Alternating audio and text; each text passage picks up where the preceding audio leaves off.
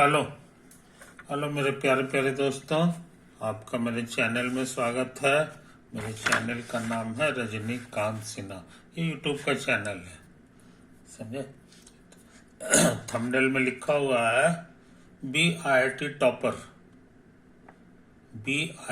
Topper in ₹500। 500 रुपया जमा करना है मेरे दोस्त, और जिंदगी का लाजवाब सुख, IIT में टॉप करने का सुख प्राप्त करो। लेकिन तुम पूछोगे कि ये जो है रकम कहाँ भेजना है, तो मैं बता दूं।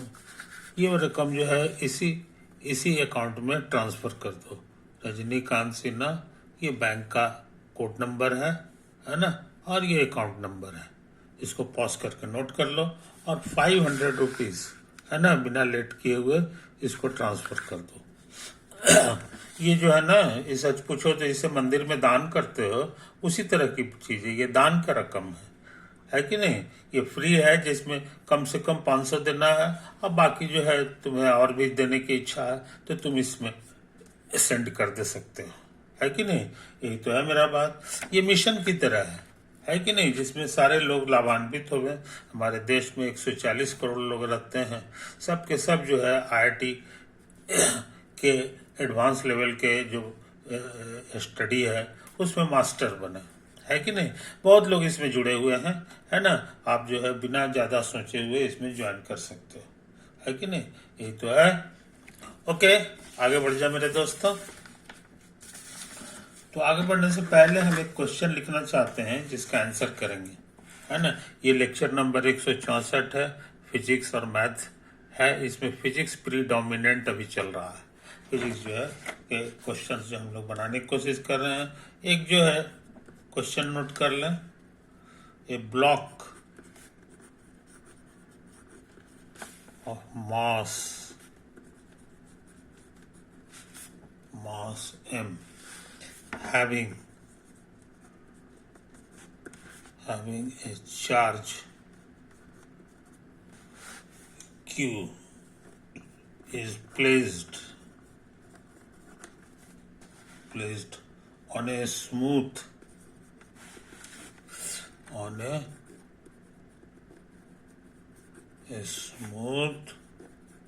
horizontal table and is connected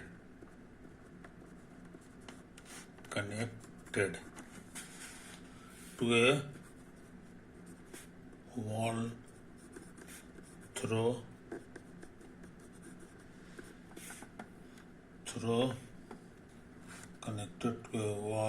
through an unstretched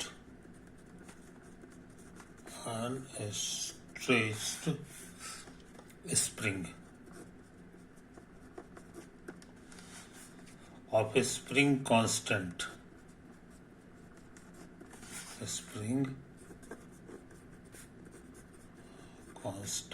K, as shown in the figure.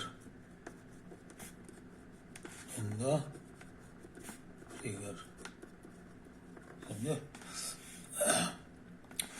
Figure क्या है सो समझ लो। ये सब फिक्स है, और यहीं से एक स्ट्रिंग जो है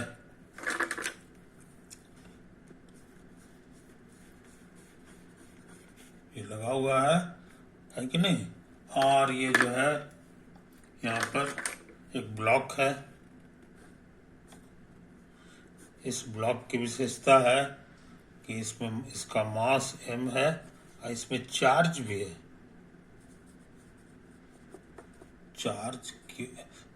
चार्ज नहीं है, सॉरी, ये इलेक्ट्रिकल फील्ड में है। इलेक्ट्रिकल फील्ड ई में रखा हुआ, समझे कि नहीं। ये तो है कहानी। नहीं, इसमें चार्ज है। इसमें चार्ज भी है, चार्ज ई, सॉरी चार्ज क्यू। अच्छा, अब कहता है ए horizontal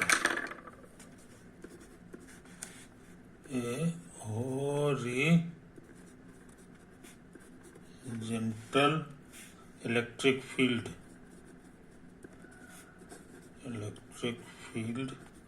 E parallel to the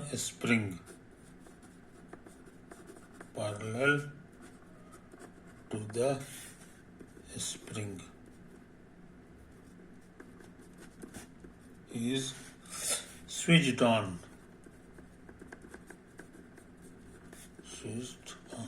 Okay, find the amplitude of the resulting SHM of the block समझे। ये तो है, इसका आंसर करना है, है कि नहीं। तो अब ये आंसर नहीं करेंगे, अभी हम कुछ बातें नोट करेंगे, है कि नहीं। ये देखो, ये जो स्प्रिंग है कि नहीं, इस तरह का स्प्रिंग रहता है। तो ये अनस्ट्रेच्ड है, अभी तना हुआ नहीं है, समझे कि नहीं। तो अनस्ट्रेच्ड स्प्रिंग ये हो गया, है कि नहीं। और उसके बाद ऐसा करो कि इसको इधर जो है ना, या इधर बांध दो, इधर खुला हुआ है लेकिन ये अभी तना हुआ नहीं है।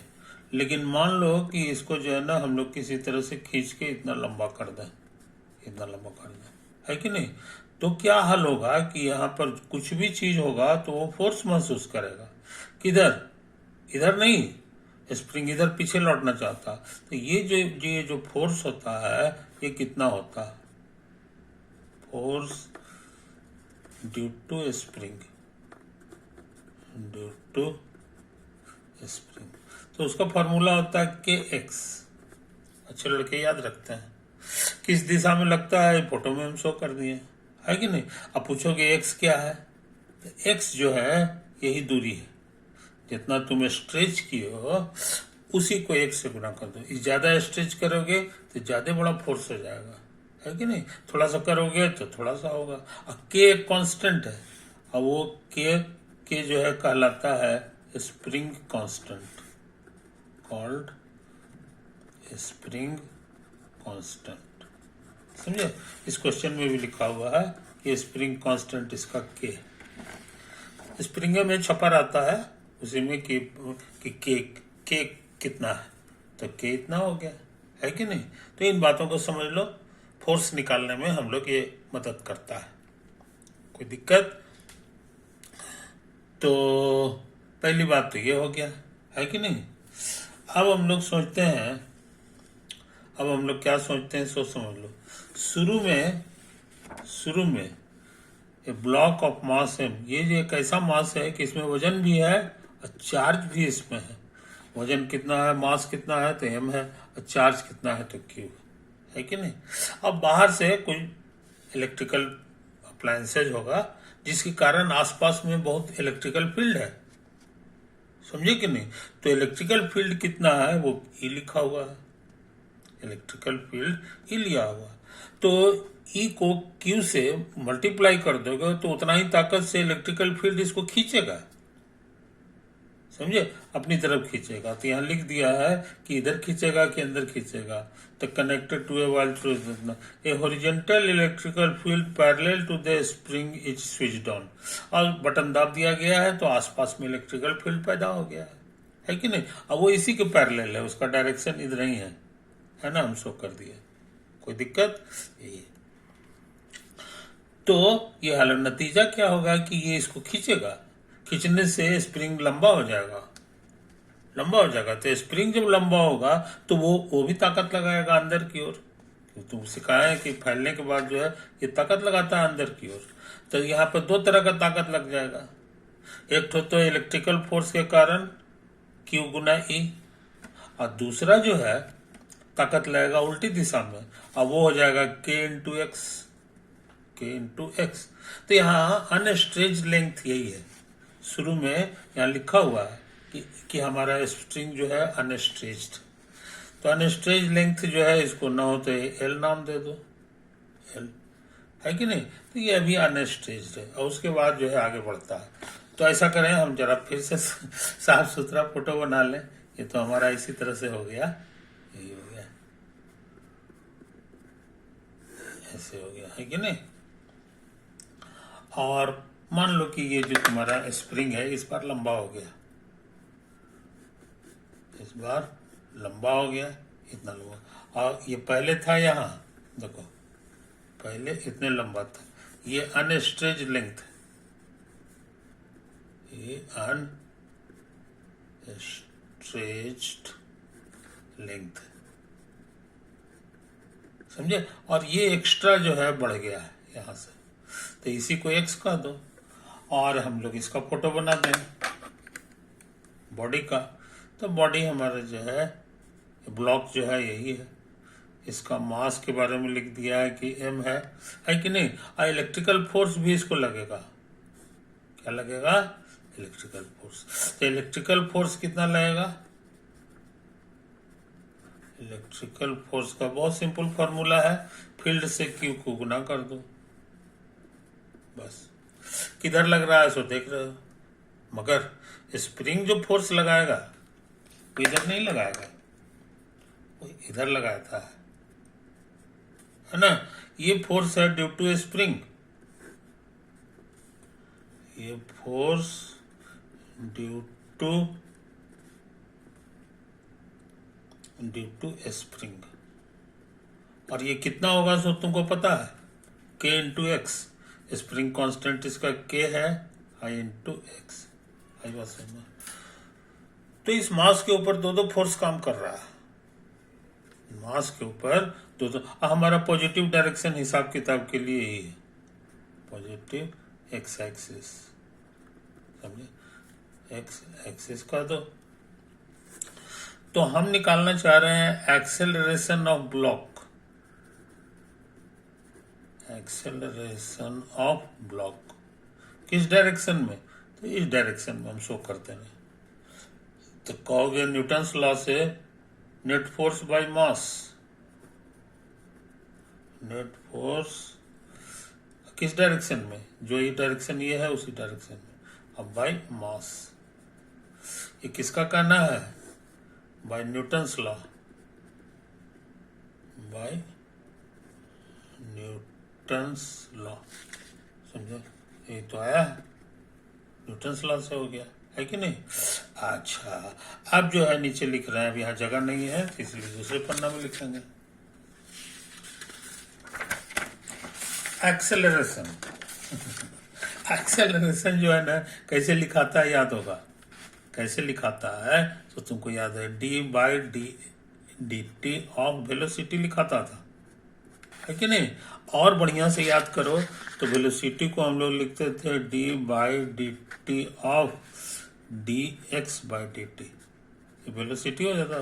तो दो बार डेरिवेटिव है तो इसको हम लोग लिखते थे d two x by d t square, सब एक्सेलरेशन है। लेकिन न्यूटन साहब को ये सब सिंबल पसंद नहीं था, वो कहते थे एक्स लिखो और दो है ना तो दो बार बूंदा मार दो, हम समझ जाएंगे कि डेरिवेटिव है कि नहीं। तो यही चीज है, तो एक्स तो हम लोग इधर लिख दें एक्स डबल डॉट, माने समझ जाओगे कि एक्सेलरेशन है कि नहीं। और नेट फोर्स, नेट फोर्स हम बड़ा तेजी से लिख रहे हैं, मास कितना है तो यहाँ से हम लिख देंगे। नेट फोर्स माने टोटल फोर्स इधर, तो एक फोर्स तो क्यू ही लिखा हुआ तो क्यू ही हो गया। और ये वाला के एक्स जो फोर्स है अपोजिट डायरेक्शन में, इसलिए प्लस के जगह माइनस लिखाएगा। कुछ समझो कहानी, कोई दिक्कत नहीं। तो इस बात को उतार दो, क्यू ई माइनस के एक्स बाई एम आ गया। ये सच पूछो तो एक डिफरेंशियल इक्वेशन है, क्योंकि यहाँ डबल डॉट डेरिवेटिव को रिप्रेजेंट करता है, डिफरेंशियल इक्वेशन। और ये एक बार नहीं डेरिवेटिव है, दो बार है, तो इसको कहा जाएगा differential equation of second order, second order, समझे। इसका है कहानी मेरे यार।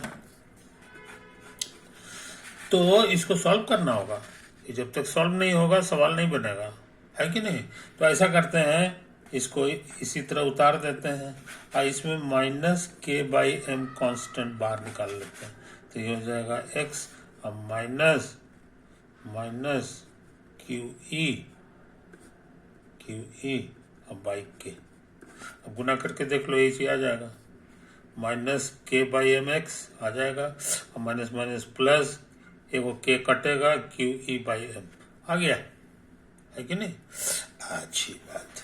अब सुनो छोटी सी बात, D by d t of ये वाला चीज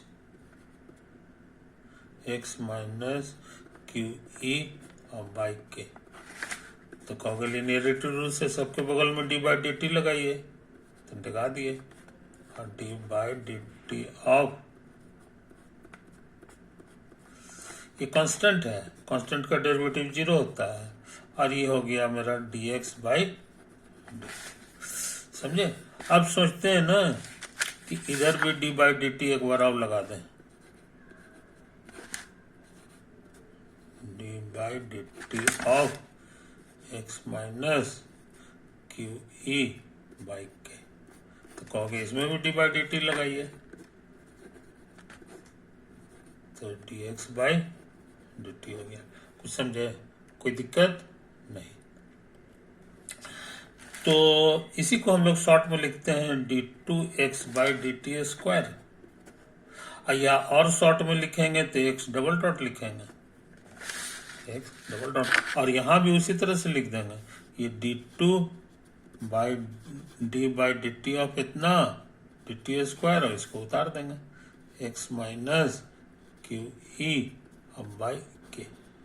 कुछ समझे? इसलिए ये दोनों चीज बराबर है,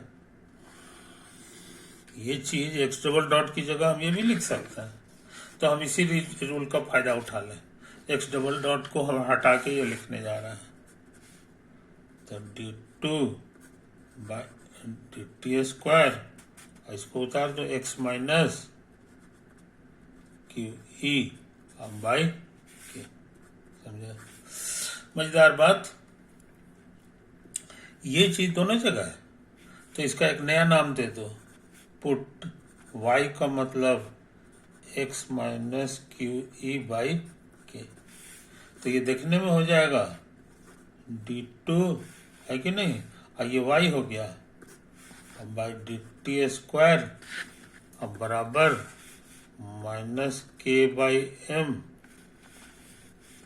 और ये y। समझे? ये तो बन गया, यही बन गया। डॉट में लिखना चाहोगे तो इसको वाई डबल डॉट में लिख सकते हो, एक ही चीज है, लेकिन हम इसी तरह से इसको भी छोड़ दे रहे हैं। तो ये डिफरेंशियल इक्वेशन पहले इतना खतरनाक था, है कि नहीं? अब ये थोड़ा सा शरीफ हो गया वेरिएबल बदल दिए हैं, इसको भूलना नहीं, इसको भूलना नहीं है फॉर्मूला, वेरिएबल एक्स की जगह वाई आ गया, तो थोड़ा सा तो आसान हुआ, है कि नहीं? और हम तुमको बता दें, इस तरह का जो डिफरेंशियल इक्वेशन होता है ना, d two by d t square, यहाँ minus minus omega square x, ये डिफरेंशियल इक्वेशन बहुत इंपॉर्टेंट है, ये डिफरेंशियल इक्वेशन बहुत इंपॉर्टेंट है, इसका शक्ल इसी से मैच कर रहा है। ओमेगा स्क्वायर मतलब हो गया पॉजिटिव नंबर, तो यहाँ सच में के बाई एम पॉजिटिव है, एक माइनस होना चाहिए तो माइनस भी है, एक्स की वाई की जगह एक्स है कि नहीं? इसके बारे में इसका सॉल्यूशन अच्छे लड़कों को याद है, इसका सॉल्यूशन हो जाता है एक्स बराबर समझे कि नहीं, साइन ओमेगा एक्स, अब माइनस कोई कांस्टेंट वाई रख दो और यहाँ ए लगा दो, यहाँ के बाद सीधे यहाँ आप लिख सकते हो। तुमको कैसे आप जान गए, है कि नहीं? कैसे आप जाने और कैसे हम समझेंगे कि सही है, तो वेरीफाई कर लो। वेरीफिकेशन, अभी सवाल बना नहीं रहे, यहाँ पे आके गाड़ी रुक गई है। वेरीफिकेशन, यहाँ से एक बार डिफ्रेंशिएट करो, तो यहाँ भी डिफ्रेंशिएट करेंगे,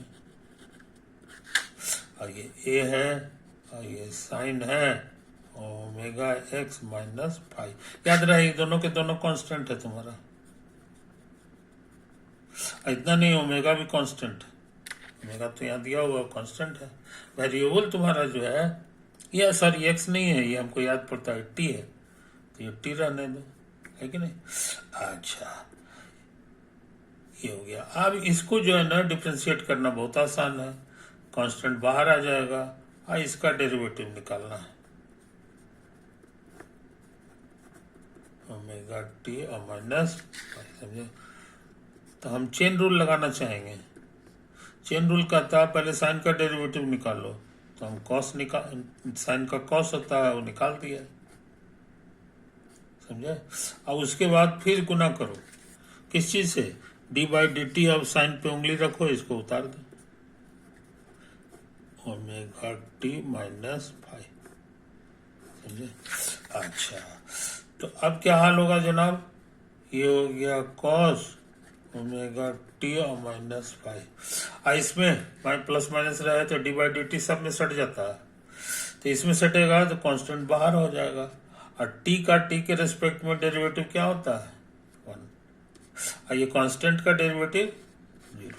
तो कहने के माने फाइनल आंसर हमारा हो गया ए गुना ओमेगा और कॉस ओमेगा टी और माइनस फाइव, समझे। तो ये हम लोग निकालने हैं D x by d T का वैल्यू, मगर हमको निकालना है दो बार, तो एक बार और इसको डिफ्रेंशिएट करना होगा, एक बार और डिफ्रेंशिएट करना होगा, इसी यहीं पे कर दें, है ना, ये कर देते हैं। तो हम सोच रहे हैं इधर D by d t of D x by d T लगा दो, ये बाई तरफ आ गया। और उसी तरह दाई तरफ भी डी बाई डी टी लगाएंगे, तो ए ओमेगा और कॉस ओमेगा टी और माइनस फाइव, समझे जनाब। यही तो है कहानी, यही है कहानी। और याद रहे इसी का नाम है d two x by d t square, समझे। कोई दिक्कत, यही मेरा है LHS, मेरा LHS है, सॉरी इसका काम कर रहे हैं, आ गया। अच्छा अब इसमें कांस्टेंट बाहर आएगा और इसका डेरिवेटिव निकालना होगा, कॉस ओमेगा टी और माइनस फाइव। इस बार तेजी से काम कर रहे हैं, वही चेन रूल लगाएंगे। पहले कॉस का, तो कॉस का याद होगा माइनस साइन होता है, जस्ट का सूत्र रहेगा into D by d t of, cos पे उंगली रख दो और ये बच जाएगा, कुछ समझे। अच्छा ये गुना होके माइनस ए ओमेगा और sign omega t minus five, है कि नहीं। इसका डेरिवेटिव आसान है, अंदर घुसेगा ओमेगा, ये 1 है, कांस्टेंट का 0 है, ओमेगा आ गया, इसमें घुस करके क्या हो गया माइनस ओमेगा स्क्वायर और A sine omega t minus five, समझे। इसको छोड़ दो और इसको पहचानो, ए साइन ओमेगा टी का छोटा सा नाम था एक्स, तो यही तुम्हारा एक्स हो गया। तो क्या यही तो तुम्हारा RHS है, देखो। इसलिए जो अच्छे लड़के इस सॉल्यूशन को याद रखते हैं, तो जांच ऊंच कर नहीं करना होगा, जांच ऊंच नहीं करना पड़ेगा, है कि नहीं। दूसरे अलावा ये सॉल्यूशन को लोग क्यों पसंद करते हैं, क्यों पसंद करते हैं, उसका मेन कारण ये है कि ये सेकंड ऑर्डर का डिफरेंशियल इक्वेशन है कि नहीं। तो उसके आंसर में दो ठो, ये सेकंड है तो दो ठो आर्बिट्रेरी कांस्टेंट होना चाहिए, इसमें सच में दो ठो आर्बिट्रेरी कांस्टेंट है, एक ठो ए है एक ठो फाइव है। कोई समझे कहानी, कोई दिक्कत नहीं। तो अब हम लोग तेजी से काम कर रहे हैं, इसलिए इसको देखते ही इसका सॉल्यूशन लोग लिख देता है y बराबर, x की जगह y है, x की जगह y है, अब माइनस नहीं a, ये देखो ये सॉल्यूशन था, तो हम भी a लिख देंगे और साइन लिख देंगे और फिर ओमेगा लिखेंगे। ये देखो ओमेगा माने यहाँ जो है उसका रूट, तो यहाँ है तुम्हारा k/m, तो उसका रूट लगा दो और उसके बगल में फिर t लगाना है और फाइव लगा देना है, और यहाँ लिख दो where where a y are constants।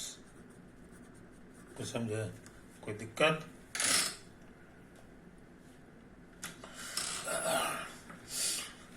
तो इन बातों को समझ लो मेरे यार, इन बातों को समझ लो, है कि नहीं? अब क्या करें?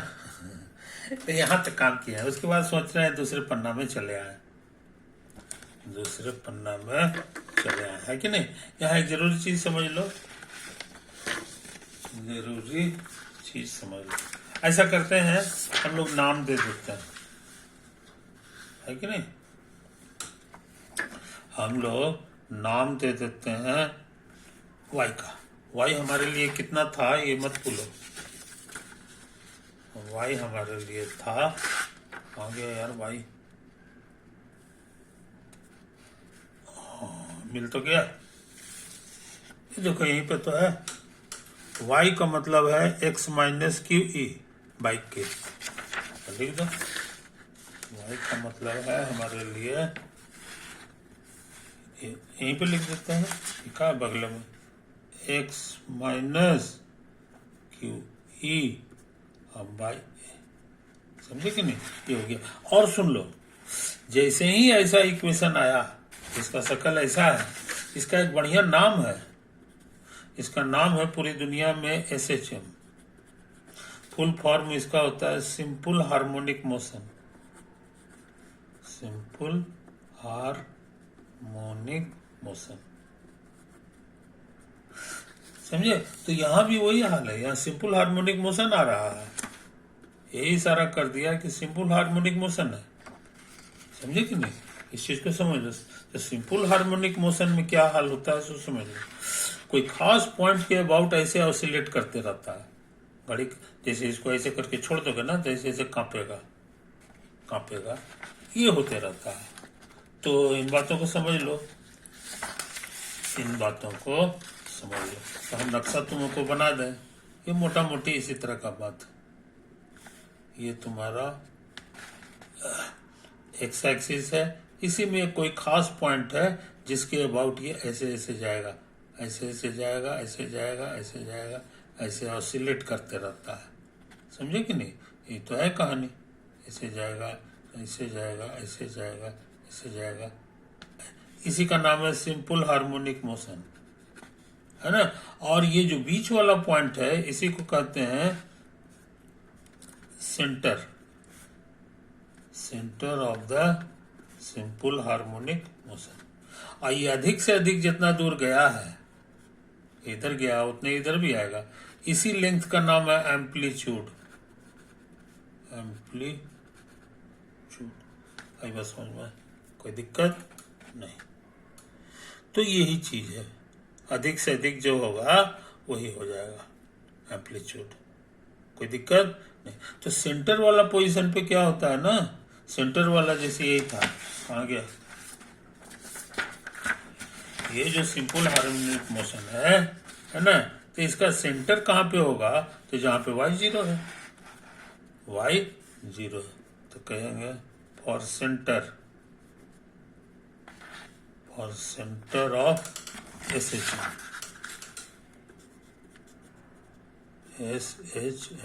y बराबर 0, और y क्या है सो समझ लो, y है तुम्हारे लिए x minus Q E by के, ये तो लिखा हुआ है, हम लिख दिए। आई बराबर 0 है तो इससे x मिल गया,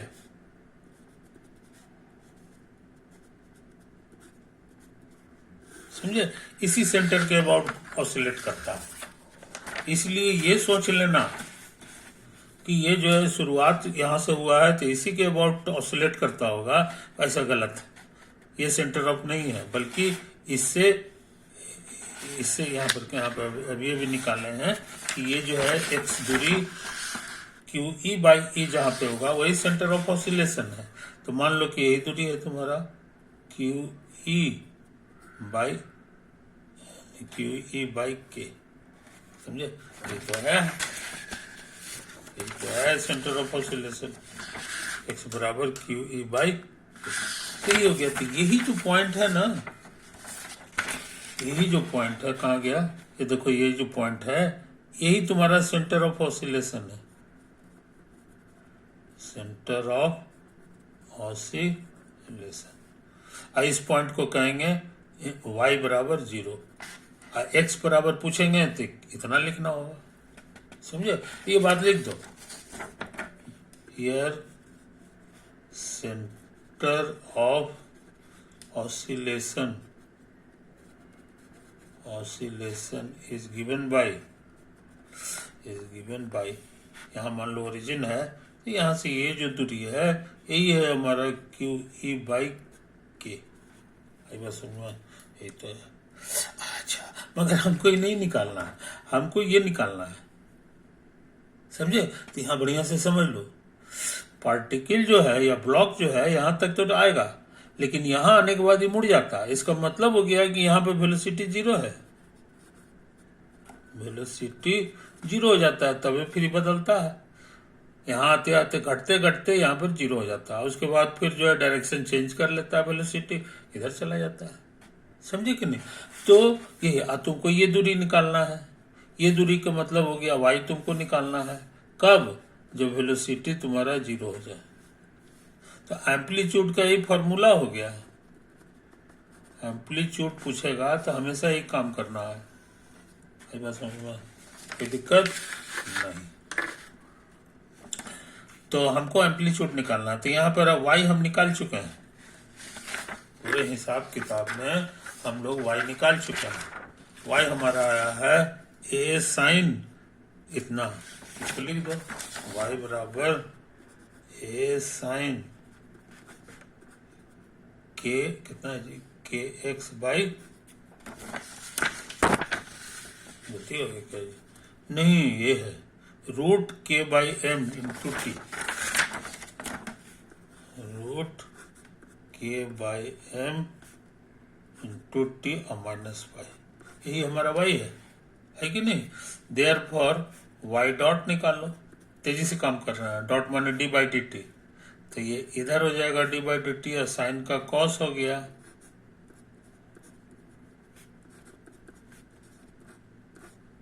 इनटू इस पे उंगली रखो, इसका निकालोगे तो सिर्फ इतना आ जाएगा, इतना गुना 1 I0 आ जाता है। ये तो है, समझे कि नहीं? अब तुमको क्या निकालना है? एम्पलीट्यूड। एम्पलीट्यूड का फॉर्मूला सिखा दिए हैं, तुमको y निकालना है, कब? जब वेलोसिटी 0 हो।